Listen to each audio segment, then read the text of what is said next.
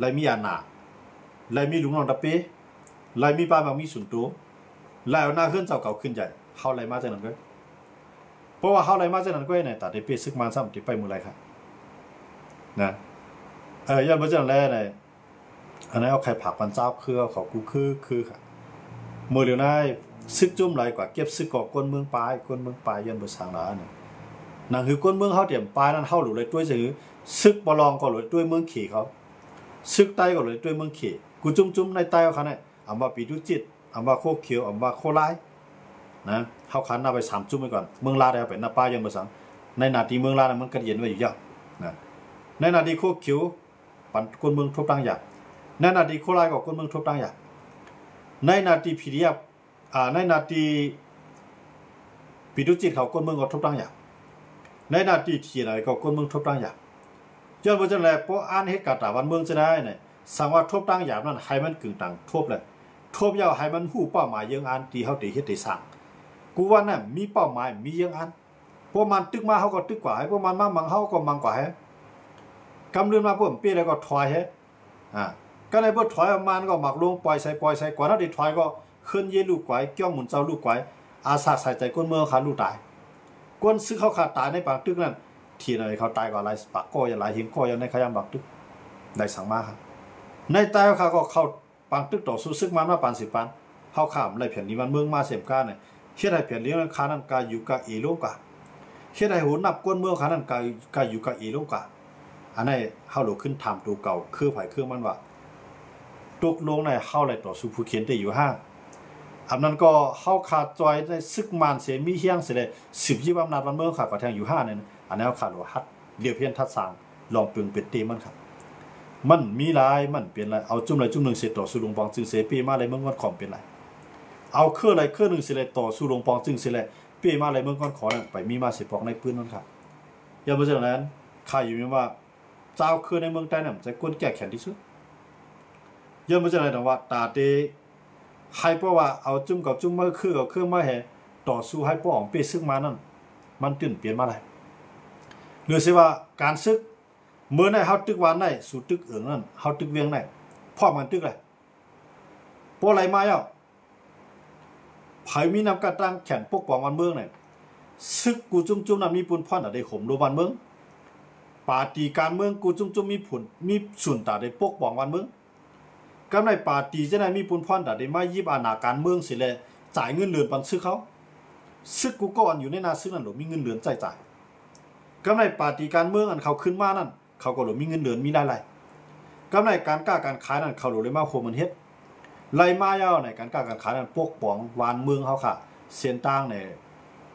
อันว่าเส้นต่างรถเล่นรถไฟเมืองใต้เขาไปมีอันมีก็มีอันมันเฮ็ดได้ปันอันเกี่ยวปานเขาอังกฤษเขาเฮ็ดได้ปันเด้อันมันเฮ็ดปันได้มีเหรออันอังกฤษเขาเฮ็ดได้ปันอันเกี่ยวปานเขาเฮ็ดได้ปันได้ดีมีเหรอยังบ่จังได๋ว่าบ่ได้เจ้าคือหลุเลยอันกันใส่ใจที่ไหนครับสิจับด้วยครับพี่น้องปลองไปก็ในปางตึกพี่น้องใต้เขาไปก็ในปางตึก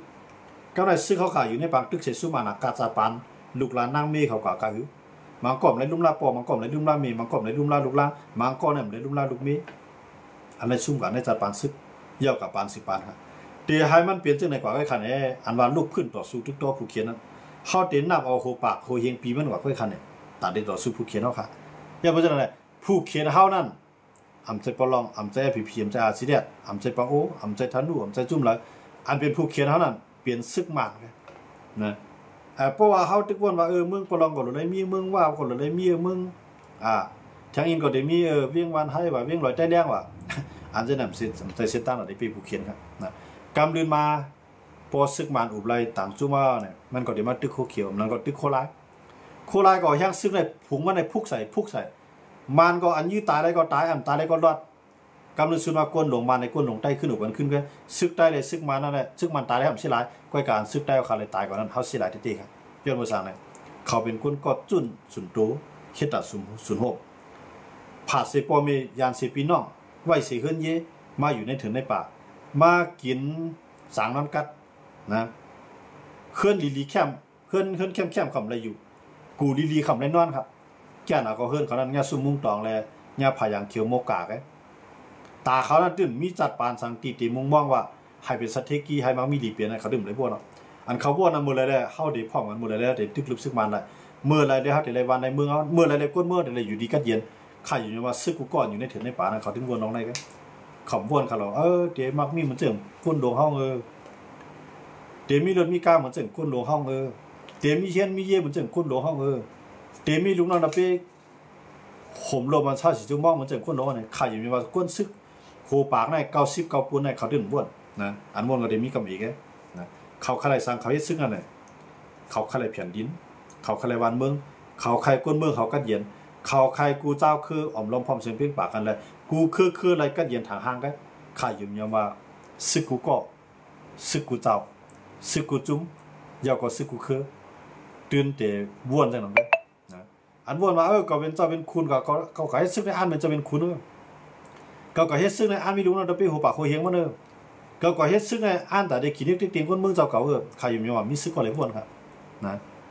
อย่าบ่จะได้หรอกว่ากาปานมื้อเด้อนะคนเมืองเฮาค่ะกูเจ้าคืออ่อนกันปลายผัดวันยันเฮือนเฮาค่ะป่าเปียดสิให้หน้าไว้สิเฮือนเย็บเปียดสิบางก็เลยผัดยันลูกผัดยันมีสิห่างไกลกว่าอันนั้นย้อนบ่สังขารน่ะย้อนเปิดผู้นำเจ้าคือออกอำปึดอำปางป้ายว่นอำกว้างอำใหญ่ย้อนบ่จะได้หรอกว่าหันก้นเมือง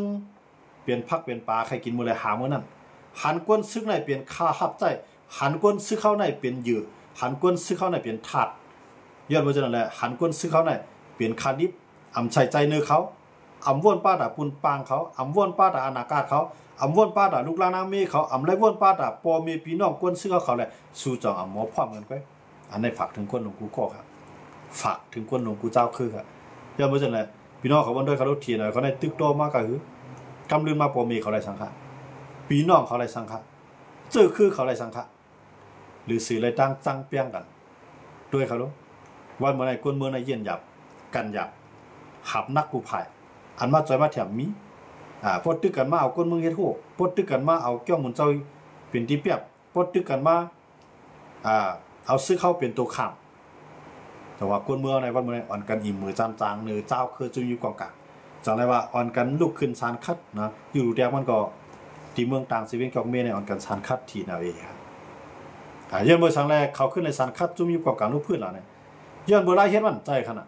นะกลัวเราในพวกมันเฮ็ดแต่วันเมืองอยู่แกะเคจื้อคืออยู่แกะเควันเมืองอยู่เฮ็ดได้ก็เมืองก็เย็นอยู่มีไผกับซานคัดดอกเขาหรอมันก็ได้ถามว่าให้อะไรคำกับซานคัดดอกซึกมาแล้วเนี่ยซานคัดดอกซึกมาคืออะไรขนาดมันเป็นผู้เขียนเฮาอยู่แล้วมันเป็นผู้เขียนเฮาอยู่เจ้าค่ะกำแล้วฮู้ว่ามันเป็นผู้เขียนเฮานั้นเฮาได้คือครับ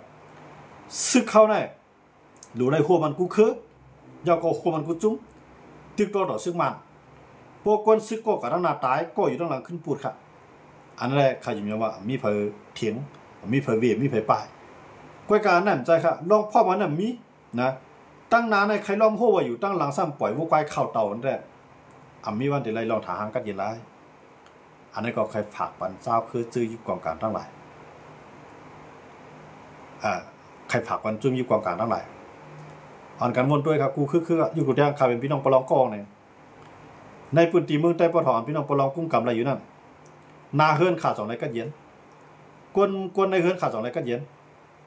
ลูกลางนางเมฆขาด2ไรกัดเย็นป้อมกัดเย็นอันเขาส่งลูกเจ้ากับเฮ็ดซึกนั่นเขาเฮ็ดตอนดาสังค่ะเขาเฮ็ดตอนดาไพ่ค่ะเขาตึกเวียงไรก่อมเป้ตึกวานไรก่อมเป้ตึกลอยไรก่อมเป้ซ้ำเตมาเก็บซึกกว่าที่ไงรวยเตรียมมอพร้อมกันเมื่อไรซ้ำเตเป้ค่ะเมื่อไรซ้ำเตเป้ค่ะอันพี่น้องเขาเตรียมมาว่าภายอ่ำจอยเฮาหลายหรือสีเจ้าเก่าอ่อนเจ้าเก่าปลายอันนี้ลองเตมันค่ะนะพวกก็เฮ็ดซึกเนี่ยก็เฮ็ดซึกโคลายก็ย่อเฮ็ดซึกโคเขียวก็ย่อเฮ็ดซึกที่ไหนก็ย่อเฮ็ดซึกว่าก็ย่อตื่นเป็นเหยื่อการเมืองตื่นเป็นเหยื่อการซึกตื่นเป็นเหยื่อป้ายบางมีตื่นเป็นคาฮับใจตื่นเป็นคาลิบไว้นะอันเฮากับเมืองเขียนเฮากับเมืองไทยเปิ้นลาดว่าเฮาเป็นแห่งการยันเมืองเป็นขี้คาบ่ได้เป็นจังได๋ขี้คาว่าไหนเปิ้นใจเฮาเนี่ยเปิ้นเอาเงินแลกใส่ใจแห้งเฮาค่ะเปิ้นใจเฮาหลายกำไรก็เฮ็ดซึกบ่ลองก็เฮ็ดซึกโคเขียวก็เฮ็ดซึกวานให้ก็เฮ็ดซึกลอยตะแดงมีไผมาจ้างเฮาค่ะหรือสิปอมีเฮาปีน้องเฮากวนในเฮือนเฮามีไผจ้างเฮาค่ะก้อยกาเจ้าเฮาได้เฮ็ดกันได้เฮ็ดค่ะเจ้าเฮาได้ถ่อมข้อความสั่งเฮาก็ได้ถ่อมค่ะกำไรนาเฮือนนำอยู่ดีนาเฮือนนำกัดเย็นจ่องพูนนำมาจ่อยอำจ่อยนะปอมีก็อยู่ดีว่าจ่องพูนนำมาจ่อยพูนนำของเฮาผู้สังสิเมียว กวยกะเข้าเป็นลูกได้กะเลยหาผู้ครับ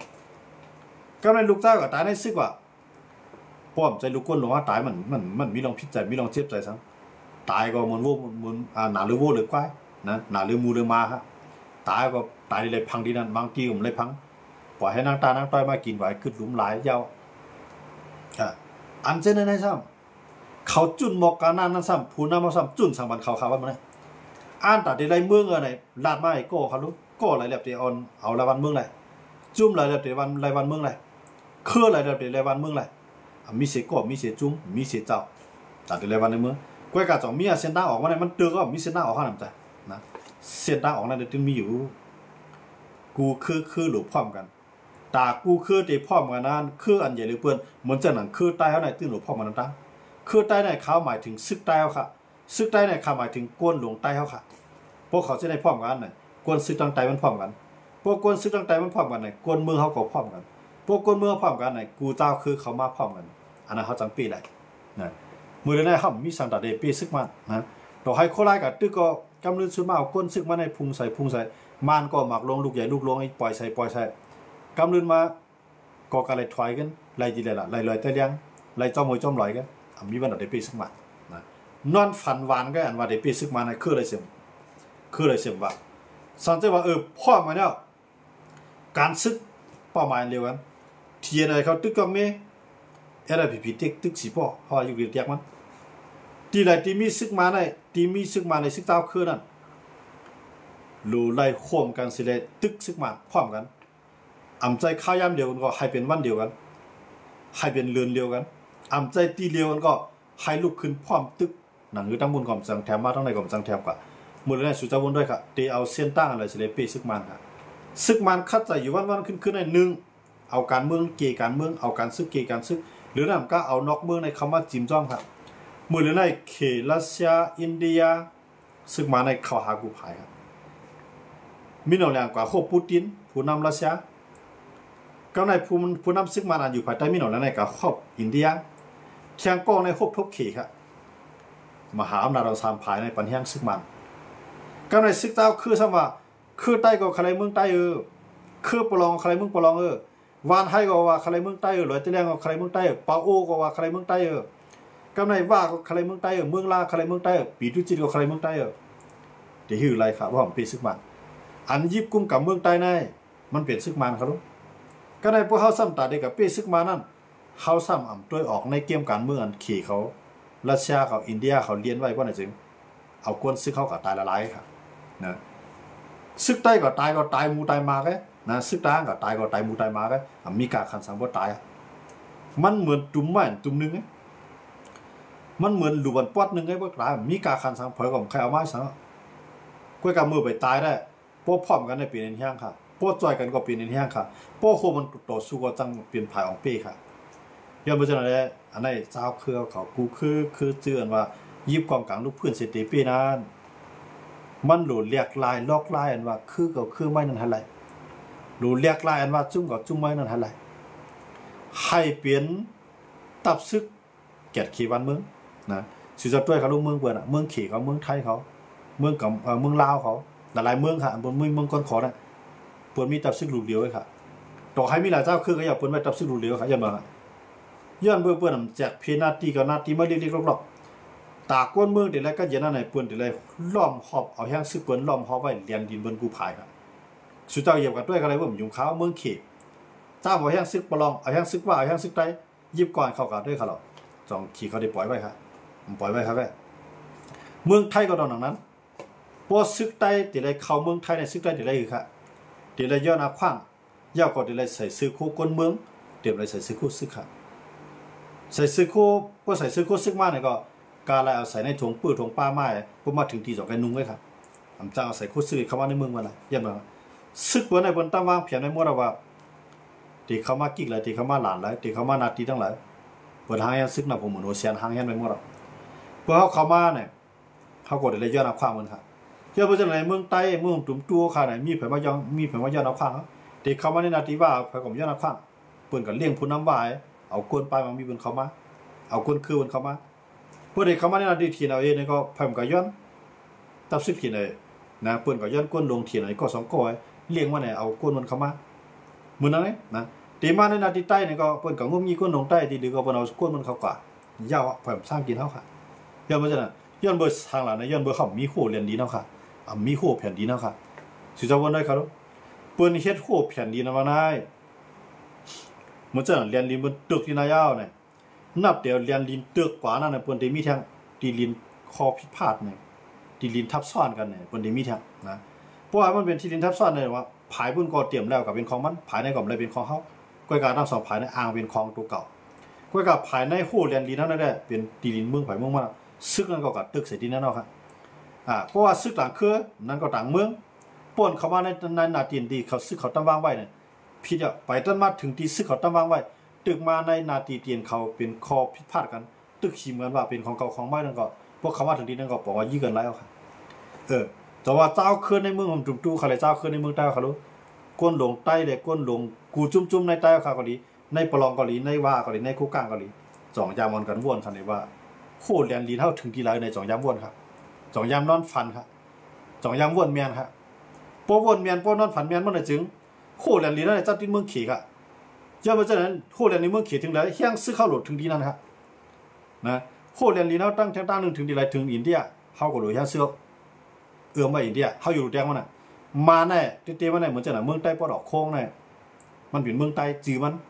ก็กับไผอุเปิงล่ะมันอุเปิงครับก็ในมาในไทยในเขาแข่งกันได้หลายอย่างเลยครับพวกกับไผพุ่นนำเป็นทับซึกมันปดซึกไทยปดซึกไทยกว่าก็ซึกมันยื้อได้กำเดียวอันในเปิ้นเฮาว่าโคเรียนดินครับเพราะว่ามันรัฐว่าไผในแหลมปานาคว้างย้อนนาคว้างปองเลี้ยงว่าได้ถึงไทยก็ยื้อมันได้กำเดียวครับก็ในเขาว่าอยู่ในด้านเหมือนจะหนังเมษายตาคิเรียกพวกเขาลูกกับผังไทยในไปว่าป้วนหลายสิบอย่างไงเขาก็ปองใส่ติกิกหลานมันในขณะเขาก็ได้เลยตุ้ยไหวเขาค่ะจบเป็นก้นเมืองมันจบเป็นก้นเมืองใต้จบเป็นก้นเมืองหมตุ้มพวกเขาตุ้ยมันใจเนี่ยเขาก็ปล่อยกว่าก็ในพวกมาผังไทยเขาเลยแบบขวางสันดาได้มาค้ามาสู่ผังไทยเขาได้เลยเฮ็ดไหว7 วันเนี่ยแล้วก็เขาเฮ็ดไหวค้าเมืองมาเนี่ยเขาได้แจ้งเขาครับก่อนที่ปล่อยเขาอันนี้บนเขาว่าโหเรียนลินครับซึกเขาในป้ายกุฏิตำรวจเย่เขาในป้ายกุฏิครับเจ้าก็มาถามในใต้เขารู้มีที่ไหนมีอันซึกใต้เขาขาเฮ็ดในหมดตั้งกิ๊กตั้งหลาดโหว่านหางว่านโหเวียงหางเวียงไงไปจอมห้อยตินซึกมันไงครับจุ่มไหลก็เหมือนกันหมดนะอย่าไปว่าโคราชดีน้ำใจสุจามาด้วยเขาเลยเมืองใต้ประจานกว่าที่ในกองเนี่ยหลานโคราชกิ๊กโคราชยันเงินยันเข่านะยันกวนย้อนกูจิกรอฝาเต้นนั่งน้องมันก็คู่เขียวเข้าไปว่าสร้างไปว่าไกลลูกอ่อนในเวียงมาวันดอกไก่คู่เขียวในตังกิ๊กใน3 หลานในเมืองใต้ครับประจานเวียงลายขานะลูกเวียงลายขามาวันดอกไก่ตัง3 กิ๊กตัง3 กิ๊กในพวกมันมาในต้อมโขล้อมนะพวกขี่มาในหางแห้งซื้อขมรวมบันพวกมันมาในป่องเลี้ยงกันในกว่างง่ายรวมพวกก้นเมืองเขาในพักเปียมในป้าโถเนี่ยเจ็ดไตเจ็ดเนื้อเจ็ดหาขี้เจ็ดหาเยี่ยวเจ็ดหาสิริกเจ็ดหาเลี้ยนยาเจ็ดหาเงินเจ็ดกูเจกูลองกูเป็นคนเมืองจังว่าอันใจนายอันใจซึกแก่ขีวันเมืองมันนุ่งโคซึกเสียเฮ็ดจวนนี่ค่ะนะผู้เฮ็ดจังไหนจุ่มเลยเสียงว่าเป็นนุ่งโคซึกเสียจวนกันเพราะสู่เจ้าพร้อมกันเขเข้ามาเมืองเขากูก็เขเนี่ยจะเลยจ่ายเงินบรรเทาค่ะนะไทยเขาเมืองเขากูก็ไทยเขาเลยจ่ายเงินบรรเทาค่ะเข้ามาเมืองไทยกูก็เข้าอะไรจ่ายเงินเหมือนไทยเขารู้อันไหนเปิ้นเฮาว่าโหเรียนดินครับโหเรียนดินในเปิ้นใจว่าล้อมเอานอกเวียงเปิ้นใจว่าล้อมเอานอกบ้านเปิ้นล้อมเอาเรียนดินอันติดกันเมืองของเมืองครับย้อนบ่เฮาปองใจตัวนั้นเลยเฮาตึกหลังนึงก็เป็นซึกมันนะตึกหลังนึงก็เป็นซึกมันย้อนบ่ซังเพราะเฮาปองใจว่าโหเรียนดินเฮาถึงที่แล้วรวยว่าที่ในนาทีคู่เขียวที่ในนาทีโคลายที่ในนาทีปิดุจิที่ในนาทีปะโอที่ในนาทีว่าที่ในนาทีเทียนเอาเจอได้สู่เฮ็ดจวนไงครับทำใจเกียรติบ้านเมืองคนเมืองใน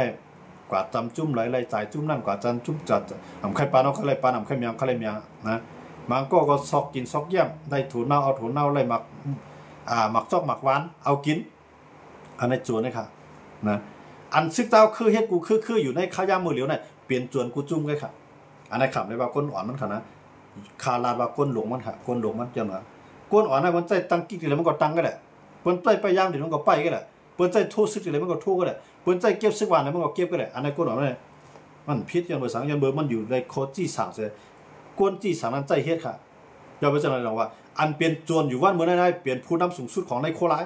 ผู้นำสูงสุดของในโคเขียวผู้นำสูงสุดของในเทียนเอาเองผู้นำสูงสุดของในบ้านอยู่เลยเองจื้อในพ่อมาเป็นโจรครับเพราะสูบไปพ่อมัน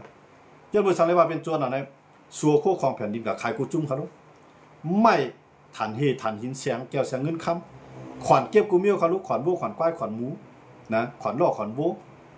ขวัญโทขวัญก้าขวัญให้ขวัญหน้าเก็บหมดขนาดอันนี้โจรนี่ค่ะย่ามือสังสุ่มมาพร้อมกันเสียแกะขีแผ่นดินเขาเคใครเอาโคของเมืองเขาดีแล้วออกอะไรเคใครส่งจุ่มไหลมาต่อมายาเมืองเขาก็ไรจุ่มกายามายาผินจุ่มไหลใครมาก็ไรจุ่มก้นหยอกก้นเหรียญแจ้งเขาเซ็นเตอร์ใครมาจุ่มไหลก็สูงย่างซึกสูงผมรวมบันอันไหนเป็นโจรนะครับย่อมจะเรียกว่าขาดถึงมากมันว่าอันเฮ็ดซึกหานั้นได้อำเลือและอาหนาสูสิเลเขาเฮ็ดกว่าสูเตียกมาสูจี้สั่งมาสูเฮ็ดลิกต่างถึงสูมีบสูงแง่ได้ก้นเมืองก็เลยส่งบรรลุใจเขาอันจะไหนก้นซึกจะนำพิษสิก็นะอันพิษไหนเป็นก้นหลวงมันอันจำตีเท่าจำตีตายของแผงมันเนี่ยอันนี้พิษเต็มๆครับสูเจ้าเป็นก้นหักหลังซื้อคือก้นหักหลังวันเมืองก้นหักหลังแผ่นดินก้นขายกินคู่ของสัพพะเมืองเขาครับอันในลาดองตีมันครับอ่อนกันวนด้วยครับแหละเมืองไทยเขาอยู่กูแดงมันเนี่ยนะเหมือนจะหนังตั้งโคราชก็ก้นหลวงมันอยู่ในเมืองไทยพี่ดังนำใครอยู่ในว่าเขาได้หูดีที่สุดเราในเมืองไทยจึงอยู่เมืองไทยเขาจึงล้าเนี่ยเมืองไทยในโป้ว่าเป็นซึกเฮ็ดป้ายมากมีมันเดี๋ยวได้แจ้งมันเดี๋ยวได้ยอดรับขว้างนะตาเด็กกับคุดค่ำกว่านี้ตาเด็กกับคุดเสียงกว่านี้ตาเด็กกับคุดเลียดท่าตันฐานที่ดีแล้วมันเดี๋ยวได้อาขว้างค่ะนะตัวดังเจ้าหอคำยังมีตีดินของมันเจ้าถึงทีใดเนี่ยมันกว่าตีดินเบิ่นไรเขาเจ้าคำอันไหนสุเจ้าได้อันยิบกองกลางเป็นก้นหลวงมันหนาเลยเจ้าหอคำเมืองไทยในเขาเนี่ยนะสุขอะไรตีดินทีใดก็มักมันเอาสุขให้คุดฐานนี้ทีใดคุดเอาสุขให้ตัดป่าไม้ทีใดตัดเอาสุขให้เก็บขวัญทีใดเก็บเอาสุขให้ตั้งกิ๊กตั้งหลังทีใดตั้งเอาลายเฮ็ดสุเจ้าในแก่เลยเจ้าหอคำเมืองเบิ่นนะสุเจ้าเฮ็ดขุนเนี่ยนะเลยขุนเมืองเบิ่นได้ทียังไม่จะไหนเข้าถึงมักมันว่าอ่ำใจคุณอ่ำใจเจ้าคำเปลี่ยนโจรนี่ค่ะบ่ต้องว่าโจรในเครื่องแบบโจรนุ่งโคซึกค่ะเพราะสุเจ้าโกก้นเมืองว่าสุเจ้าเป็นโจรก็สุเจ้ามีตั้งเลยค่ะหนังคือเปิ้นเต็มห้องสุเจ้าเป็นโจรหนังคือสุเจ้าเต็มอ่ำเฮ็ดให้ก้นเมืองป้ายหนังคือสุเจ้าเต็มเฮ็ดให้ก้นเมืองกวาดผ่านหนังคือสุเจ้าเต็มเฮ็ดให้ผู้เขียนเอาเหมือนจะหนังมานั่นมาไปกินก้นเมืองอะไรน่ะเสียนตามันมีค่ะสุเจ้าได้เลยพร้อมกันเมียงกันมากค่ะแหละซึกทีเราเอาเลยจัดหมาย2หมาย3ก็ได้ซึ่งอาซีเรียปุ๊บมันแข่นเอาหมาย1แหละก็ที่1ที่2ที่3ที่4มีอย่างหน้าที่กันเลยก็แม่นะอันนู้นเลยแกะเคสได้แกะเคสสั่งละจึงเมืองเขาขายกูว่าในจุ่มเลยแกะเคสจึงเมืองสุ่มเลยแกะเควันเมืองสู่แกะเคสั่งแกะเคผู้นำเก่าผู้นำใหม่ซึ่งอะไรใครตายอะไรก็ปล่อยมันตายละตายก็เก็บมาใหม่ตายก็เก็บมาใหม่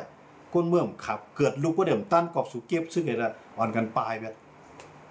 ถ้ามันจะไหนสู่เจ้าหลุดเลยปองใจนะพวกเดี๋ยวว่าใจมูใจมาได้ผิดใจก็จู่เจ้าหลุดเลยป่องใจกวดเนี่ย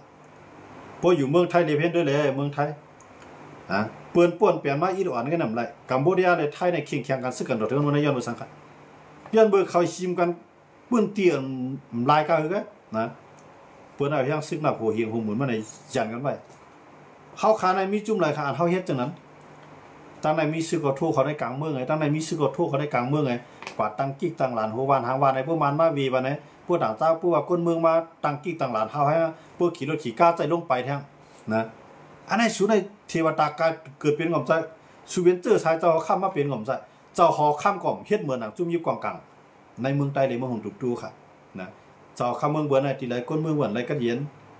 เจ้าข้ามเมืองกะลีกะใจเส้นตั้งแหลมฮอดถึงเจ้าข้ามเมืองเอาเงินจ่ายวันให้เป็นเส้นดาสายตั้งนำถึงไพ่ฮอดเจ้าข้ามเงินในถูกวันสูเจ้ามีดีไรครับมีบอกว่าเจือนก้นหลงในเมืองใต้ในคืออะไรเสียงวัดตั้งแต่ว่าดอดไต้ปะโอปะล่องเป็นจวนล้วนๆเนาะเพราะสูงจำได้ไรจวนนี่ครับอย่างนี้ข่าววันนั้นสุดท้ายด้วยครับเมืองเปิ้นได้ไพ่มาไล่ว่าเปิ้นเฮ็ดอะไรนำมาฮอดถึงว่าเปิ้นเฮ็ดบ่น่ะ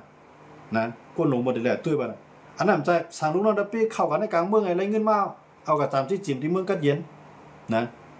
ไล่ขวานมาเอากระตามที่จิ้มที่เมืองกัดเย็นก็ได้เพื่อกันตึกกันอุปกันต้องลงกันเส้นทางกันก็ขายมันก่อนแล้วตึกกันมาย้อนซื้อเขาตายย้อนคนหวานย้อนคนเมืองปั่นคนเมืองปลายยอบปองยอบเมยอบปียอบนอกเอาว่าเป็นตัวยืดพวกยอบกับไรก้อเนี่ยเหมือนตั้งว่ายอบไรก้นตั้งเฮือนเนาะนะพวกยอบกับซื้อไรก้อเนี่ยเหมือนตั้งว่ายอบไรก้นตั้งเฮือนเนาะกับซึ่งคือไรวันนั้นเนี่ย ยอบซึกก็อยู่ในซึกในเหมือนตะวันยอบกว่าเลยตั้งเพื่อนเนาะเที่ยงในวันนั้นเลยชื่อเจ้าวนด้วยครับโจกากวนก้อนนั่นไปปลายออกรอดมาขึ้นปันมันป้อมใจขนาดป้อเมื่อใครป้อปุยเอาปีไม่มาปูดแรกเมื่อใครป้อน้องไม่มาปูดแรกอันนี้จ้องใจจวนฮะเปิ้นห้องว่าจวนเสียมก้าเนี่ยเปิ้นห้องว่ากวนก้าขายกวนเนี่ยนะไอ้นายมีนาทีตัดไม้ในมีนาทีขุดหันหินอันนี้มีนาทีไปห่มรวมอันนี้มีนาทีทั่วนาซึกก็สั่งอะไรเต็มที่ก้อยกะอ่ำเฮ็ดให้พร้อมกันได้ก้นหลงมันเดี่ยมกัดสู้กันไรก้นหลงมันเดี่ยมอุบกันไรก้นหลงมันเดี่ยมหางแฮนแต่ได้เกี่ยไขปัญหาการเมืองไรจุ่มในกับอุบจุ่มในก็กึดจุ่มในกึดจุ่มนั้นตึกจุ่มนั้นตึกจุ่มในกึดอันไหนจะไหนเนี่ยเปลี่ยนดอกลายเพียวล่างเผาพันธุ์เจอคือถูกเก่าในคนเมืองถูกเก่าครับสื่อจอนกันวนด้วยครับเอามีเมืองไรเฮ็ดครับหรือเสียเมืองห่มจุ่มจู้ค่ะเลยในเมืองใต้เขาเนี่ยมีเมืองไรเฮ็ดมีเผยเฮ็ดครับอันเฮ็ดหรอนะใครในบ้านใครเมืองอยู่พาอยู่มันซึกก็เก็บมันก็เก็บอันไรตึกก็เก็บดิอันไรตึกก็เก็บอยู่ดิสื่อจอนด้วยครับเขาเขียวเขาไล่จ่องขวับตึกขนาดว่ามันเนี่ยอำเข้าจ่องเก็บซึกขนาดเก็บอ่ะย้อนมาสั่งเลยว่าเก็บย้อนปืนโหลแห้งก้นนำโหลแห้งซึกนำไหมตาเตไปหับมือต่อสู้ซึกมันมาตั้งนานเก็บไว้นำเพื่อการสังว่าต่อสู้กันมาเดปี้อยู่คันเนี่ยความต่อก็มีวิญญาณตื่นเป้มันไปหับมือปางตึกแค่เพราะว่าภายซึกมันน่ะเอาแล้วในซึกมันก็ได้อุบไว้เจ้าคือเจือนอันตึกนั่นก็ตีลืมซึกมันเอาความไรงบงี้กันอุบกันนะอันตายนั่นก็ตายแทนต่างวันเมืองยาวตายแทนต่างซึกคือยาวก็เก็บมาใหม่ขึ้นแล้วเนี่ยจ่องมันยาวครับยาวลายยังมาสั่งครับย้อนเปิดลายเฮ็ดมันหมันเมียนขนาดพอลายเฮ็ดหมันเมียนได้กลัวนะครับไหนซึกในมันดูเก็บก้อยกับกูกดได้เลยเฮ็ดอ่ะเพราะว่าเปลืองมันหมันเมียนเกิดเป็นก้นมาในก้นใจในกูกดได้เฮ็ดซึกอ่ะนะกูกดได้เฮ็ดซึกอ่ะเพราะว่าก้นก็แหลมเฮ็ดมันจึงคืนเยมันนั่นตื่นเต้นปันไรมันอยู่ในแผ่นดินเนาะไข่หน้ามันนั่นตื่นเต้นไรปันมันมีในเมืองเขาอ่ะอันไหนเปลืองบนห้องว่าเปลืองเพียงเพียงค่ะเหมือนเจ๋งเมืองไทยเนี่ยเพราะว่าก้อนในมีบุญพระเนตรซึกเนี่ยมันปลายกว่าพระเนตรจึงใครเป็นคิงก้างก่อมไรใครเป็นคิงเฮียงก่อมไรใครเป็นคู่ซ้อนก่อมไรใครเป็นมอซ้อนก่อมไรใครเป็นสังก่อมไรที่มันในการเมืองน่ะพอเป็นคนใจยาเหมือนเจ๋งว่าจกไว้เลี้ยงให้ปลายเนี่ยเปิ้นได้จกไว้เลี้ยงไว้ล้ำออกไว้ล้ำไว้เลี้ยงพวกไว้ล้ำก่อมไรเฮ็ดยังเปิ้นในกวนเปิ้นนำเลยสิคนซึกเขาเนาะซึกเมืองไทยในพวกเขาได้มีหมอกสีเสียนเนาะพวกว่ากองกำลังหนูในก็ได้มีหมอกล้านอ่ะเต็มกับล้านเมืองไทยเนี่ยนะอันพร้อมเขาวางตื้อได้มีหมอกสีเสียน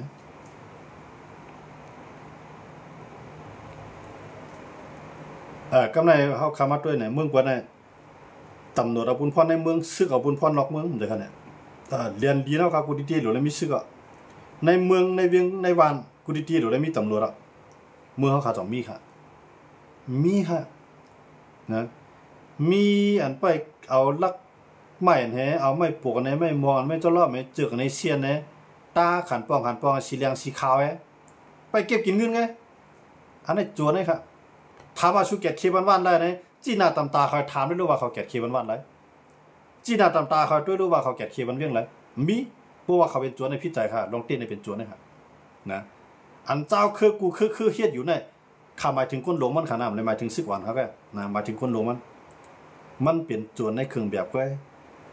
มีเงินก็ย้อนก้นเมืองมีเขาย้อนก้นเมืองมีก้นย้อนก้นเมืองย้อนกูจื้อกูลองก้นเมืองในหลูตั้งจอยแถมตีสูนั่นจ่องสูมีจุ่มไรจอย